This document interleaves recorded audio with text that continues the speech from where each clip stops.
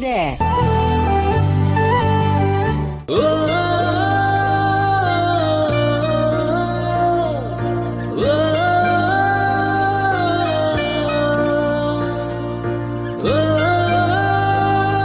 Happy birthday. Thank you sir. Thank you.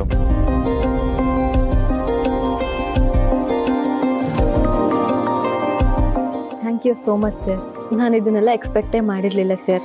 ಆದರೂ ನನಗಿದೆಲ್ಲ ಯಾಕೋ ಜಾಸ್ತಿ ಆಯಿತು ಅನಿಸ್ತು. ಪರವಾಗಿಲ್ಲ, ನಿಮಗೆ ತಾನೇ ಜಾಸ್ತಿ ಆಗಿದ್ದು. ಸರ್, ಅಕ್ಕನ ಮದುವೆ ಇನ್ನೇನು ಶುರು ಆಗ್ತಿದೆ. ಆದರೆ ಶುರು ಆಗುತ್ತೆ, ನಾನಿದ್ದೀನಿ, ಎಲ್ಲ ಸರಿಯಾಗಿ ಆಗುತ್ತೆ, ನೀವು ವರಿ ಮಾಡಬೇಡಿ. ಅಕ್ಕನ ಬಗ್ಗೆ ನಿಮಗೆ ಗೊತ್ತಲ್ವಾ ಸರ್? ಅವಳು ಕೋಪ ಬಂದು ಎಲ್ಲರೂ ಮುಂದೆ ಕಿರ್ಚಾಡಿದ್ರೆ ಅಂತ ನಂಗೆ ಭಯ ಅಷ್ಟೇ. ನಾನಿದ್ದೀನಲ್ಲ, ಯೋಚನೆ ಮಾಡಬೇಡಿ, ಆರಾಮಾಗಿರಿ. ಕೂಲ್. ಯಾರೋ ಬಂದಿರಬೇಕು, ನೋಡ್ಕೊಂಬರ್ತೀನಿ. ಯಾರು ಇಲ್ಲ, ನಿಂತ್ಕೊ. ಚಪ್ರಕ್ಕೆಲ್ಲ ತಯಾರಿ ಆಗ್ಬೇಕಲ್ಲ, ಹುಡುಗರು ಬರಕ್ ಹೇಳಿದ್ದೆ, ಅವ್ರು ಬಂದಿರ್ಬೇಕು. ನಾನು ನೋಡ್ತೀನಿ ಬಿಡು. ಓ,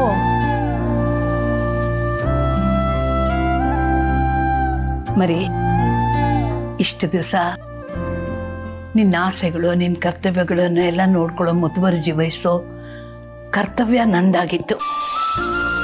ಈಗ ಮದುವೆ ಆಗಿ ಗಂಡನ ಮನೆಗೆ ಹೋದ್ಮೇಲೆ ನೀನ್ ನನಗೆ ನೆಂಟಳಾಗ್ಬಿಡ್ತೀಯ ಅಲ್ವಾ?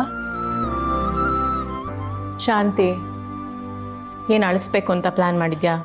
ಹೆಣ್ಣಿನ ಬದುಕಲ್ಲಿ ಮದುವೆ ಮತ್ತೆ ಹೆರಿಗೆನಲ್ಲಿ ಬರೋ ಕಣ್ಣೀರು, ಖುಷಿ ಮತ್ತೆ ನೋವು ಎರಡನ್ನೂ ಒಟ್ಟಿಗೆ ತಗೊಂಡ್ ಬರುತ್ತೆ. ಚಪ್ರ ದಾಟಿ ಹೋಗುವಾಗ ಈ ಮನೆ ಒಳಗಿರ್ತೀಯ, ಮತ್ತೆ ಒಳಗ್ ಬರ್ಬೇಕಾದ್ರೆ ತವ್ರ ಮನೆ ಆಡ್ಕೊಂಡ್ ಬರ್ತೀಯ.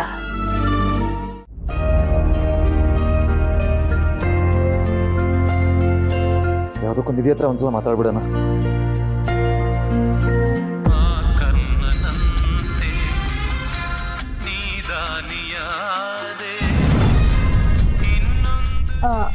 ಅಕ್ಕ, ಒಂದು ನಿಮಿಷ ಬಂದೇ ಇರು. ಹೇಳಿ ಸರ್. ಹಲೋ ಲೈಟ್ ಹೌಸ್, ಎಲ್ಲಿದ್ದೀರಾ? ಸರ್, ನಾನು ಜೋರಾಗಿ ಮಾತಾಡೋಕ್ಕಾಗಲ್ಲ, ಅಕ್ಕ ಪಕ್ಕದಲ್ಲೇ ಇದ್ದಾಳೆ. ಹೇಳೋದಲ್ರಿ, ಬೆಂಕಿಯಿಂದ ತಪ್ಪಿಸ್ಕೊಳಕ್ ಹೋಗಿ ಬಾಣ್ಲಿಂಗ್ ಬಿದ್ದಂಗೆ ಆಯ್ತು. ಸಾಕಲ್ವಾ? ಸರ್, ಏನು ವಿಷಯ ಹೇಳಿ. ಪಾಂಡುರಂಗ ಅವ್ರಿಗೆ ಸ್ವಲ್ಪ ಕನ್ಫ್ಯೂಷನ್ ಇದೆ. ನಾನು ಹೇಳಿ ಹೇಳಿ ಸಾಕಾಯ್ತು ಅಥವಾ ಕೇಳಿ ಕೇಳಿ ಸುಸ್ತಾಯ್ತು ಗೊತ್ತಾಗ್ತಿಲ್ಲ. ನಾನು ಹೇಳಿರ್ತಾರ ಅಥವಾ ಏನೂ ಮಾಡಿಲ್ಲ. ಇವಾಗ ಏನು ಮಾಡೋದು ಸರ್? ಏನೂ ಮಾಡೋದು ಬೇಡ, ನಾನೇ ಬರ್ತೀನಿ. ಅದನ್ನ ಹೇಳಕ್ಕೆ ಫೋನ್ ಮಾಡಿದೆ. ನೀವಾ? ಸುಮ್ಮನೆ ರೀ ಸರ್, ನೀವು ಹಾಗೆಲ್ಲ ಮಾಡಬೇಡಿ. ಏನಾಯ್ತೆ? ಗಾಬರಿಲಿ ಇರೋ ಥರ ಇದೆ. ಗಾಬರಿನಾ? ನಾನಾ? ಇಲ್ಲಪ್ಪ. ಹಾಸ್ಪಿಟಲಲ್ಲಿ ಏನೋ ಒಂಚೂರು ಕೆಲಸ ಆಯ್ತು, ಅದ್ರ ಬಗ್ಗೆ ಮಾತಾಡ್ತಿದ್ದೆ ಅಷ್ಟೆ. ಸರಿ, ಆಯ್ತು, ಮಾತಾಡಿ ಮುಗಿಸಿ ಬೇಗ ಬಾ. ನೀವು ಅಪ್ಪಿ ತಪ್ಪಿನೂ ಮನೆ ಹತ್ರ ಬರಕ್ ಹೋಗ್ಬೇಡಿ. ಅಕ್ಕಂಗೆ ಏನಾದ್ರು ಗೊತ್ತಾದ್ರೆ ಅಷ್ಟೇ ನನ್ನ ಕತೆ. ಗೊತ್ತಾದ್ರೆ ತಾನೇ ಪ್ರಾಬ್ಲಮ್ಮು. ಗೊತ್ತಾಗ್ದಿರೋ ಥರ ಬಂದ್ರೆ ಆಯ್ತು ಬಿಡಿ. ಅಯ್ಯೋ ಸರ್, ನಾವು ಅಕ್ಕನ ಕಣ್ ತಪ್ಸಕ್ಕಾಗಲ್ಲ, ನನ್ನ ಮಾತು ಕೇಳಿ.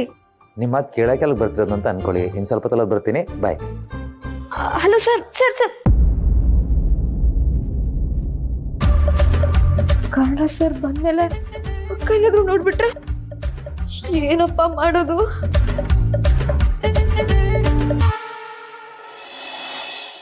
ನಿತ್ಯ ಮದುವೆ ಚೆನ್ನಾಗಿ ಆಗ್ಬೇಕಲ್ವಾ, ಅದಕ್ಕೆ ಹೀಗೆ. ಹೇಗಿದೆ ಡೆಕೋರೇಷನ್ ಎಲ್ಲ?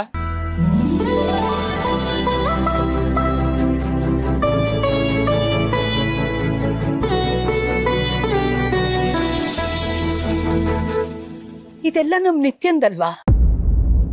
ಹೌದು, ನಿಮ್ಮ ಮಗಳದೆ. ಇದನ್ನೆಲ್ಲ ಯಾಕೆ ಕಟ್ಟಿದ್ದು? ಹೆಣ್ಮಕ್ಳು ತವ್ರ ಮನೆಯಿಂದ ಗಂಡನ ಮನೆಗೆ ಹೋದಾಗ ಅದೊಂದು ಹೊಸ ಪ್ರಪಂಚ ಅಲ್ವಾ? ಎಷ್ಟೇ ಪರಿಚಯ ಇದ್ರು ಅಲ್ಲಿಗೆ ಹೊಂದ್ಕೋಬೇಕು. ಅಲ್ಲಿನ ಗಾಳಿ, ಕಿಟಕಿ, ನೆಲ, ಮಾತು, ಮೌನ ಎಲ್ಲವನ್ನು ಹೊಸದಾಗೆ ಪರಿಚಯ ಮಾಡ್ಕೋಬೇಕು. ಆಗ ಅವಳಿಗೆ ನಾನು ಅಲ್ಲಿಗೆ ಸೇರಿದೋಳ ಅಲ್ವಾ ಅಂತಾನು ಅನ್ನಿಸ್ಬೋದು. ಆಗೆಲ್ಲ ಅವ್ರ ಕೈ ಹಿಡಿಯೋದು ಈ ಹಳೆ ನೆನ್ಕೊಳ್ಳೆ ಅಲ್ವಾ? ಗಂಡನ ಮನೇಲಿ ಉಸಿರಾಡಿದಾಗ ತವ್ರ ಮನೆ ಗಾಳಿ ಸಿಗ್ದಂಗೆ ಆಗ್ಬೇಕು. ಅವ್ರಲ್ಲಿ ನಗ್ದಾಗ ಇಲ್ಲಿನ ಹಳೆ ಕ್ಷಣ ಅವ್ರಿಗೆ ನೆನಪಾಗ್ಬೇಕು.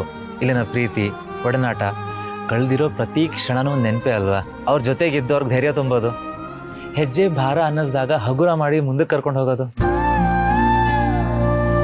ನೀನಿಲ್ಲಿ ಒಬ್ಳೇ ಇಲ್ಲ, ನಿನ್ನ ಜೊತೆಗೆ ನಾವಿದ್ದೀವಿ ಅಂತ ಭರವಸೆ ಹುಟ್ಟಿಸೋದು ಈ ಹಳೆ ನೆನಪುಗಳೇ ಅಲ್ವಾ.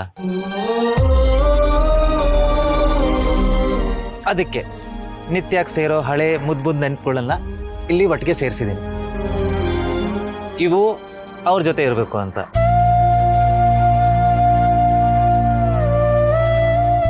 ನಿನ್ನ ಮಾತುಗಳು ಕೇಳ್ತಾ ಇದ್ರೆ ನಿನ್ ಮುಂದೆ ನಾವೆಲ್ಲ ಎಷ್ಟು ಚಿಕ್ಕವರು ಅನ್ನಿಸ್ಬಿಡತ್ತಪ್ಪ.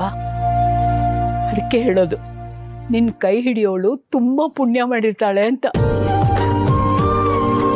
ನಿಜ ಅಜ್ಜಿ, ಆ ಪುಣ್ಯ ನನಗ್ ಸಿಕ್ಕಿದೆ.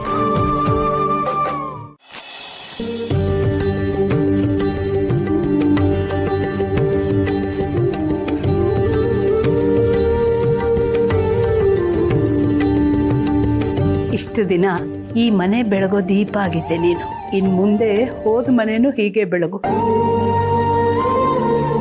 ಈಗ ನೀನು ಹಚ್ತಾ ಇರೋ ದೀಪ ನಾವು ಮದುವೆ ಶಾಸ್ತ್ರ ಎಲ್ಲ ಮುಗಿಸ್ಕೊಂಡು ಬರೋವರೆಗೂ ಬೆಳಗ್ತಾನೇ ಇರಬೇಕು.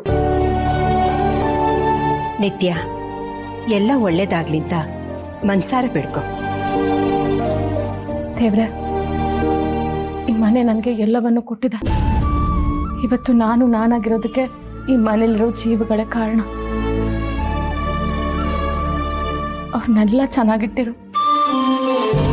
ನನ್ನ ಮದುವೆ ಬಗ್ಗೆ ನನಗಿಂತ ಜಾಸ್ತಿ ಅವ್ರುಗಳು ಕನ್ಸ್ಕೊಂಡಿದ್ದಾರೆ. ಅದನ್ನೆಲ್ಲ ನನ್ಸ್ ಮಾಡು ದೇವ್ರೆ.